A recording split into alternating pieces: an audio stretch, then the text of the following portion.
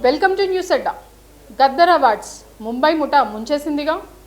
తెలంగాణ ప్రజాయుద్ధ నౌక గద్దర్ పేరుతో రాష్ట్ర ప్రభుత్వం ఎంతో ప్రతిష్టాత్మకంగా చేపట్టిన గద్దర్ అవార్డుల వేడుక చివరకు ఒక కామెడీ షోగా మిగిలిపోయింది.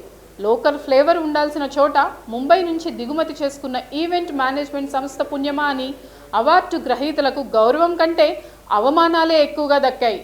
అచ్చం మన ఊరి జాతరను తీసుకెళ్లి తెలుగు రాని ఉత్తరాది వాళ్లకు అప్పగిస్తే ఎలా ఉంటుందో ఈ వేడుక అలానే సాగింది.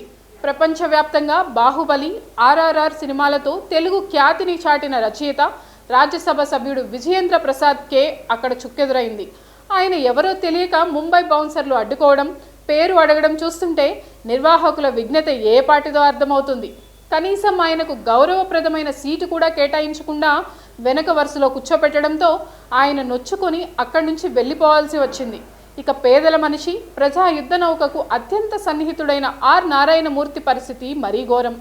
స్వయంగా అవార్డు అందుకోవడానికి వచ్చిన ఆయన్ని మీడియా పాయింట్ దగ్గరే ఆపేసి మీ పాస్ ఎక్కడా అని అడగడం నిర్వాహకుల మూర్ఖత్వానికి పరాకాష్ట.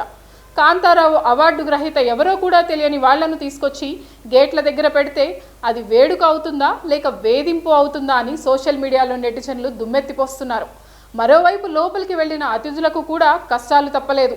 ఎవరికి ఏ సీటు కేటాయించారో తెలియదు, అడిగితే చెప్పే నాదుడు లేడు. అప్పటికప్పుడు కుర్చీలు వెతుక్కునే పరిస్థితి. కొందరైతే కుర్చీలు దొరక్క నిలబడే ప్రోగ్రాం చూడాల్సి వచ్చింది. తెలంగాణ FTC అధికారులు మాత్రం మాకేం సంబంధం లేదన్నట్లు చేతులు ముడుచుకొని కూర్చోవడం విడ్డూరం. మన సంస్కృతి, మన భాష తెలిసిన స్థానిక సంస్థలకు కాకుండా కేవలం గ్లామర్ కోసం ముంబై సంస్థకు బాధ్యతలు ఇవ్వడం వల్ల గద్దర్ ఆశయాలకు తూట్లు పొడిచినట్లయింది.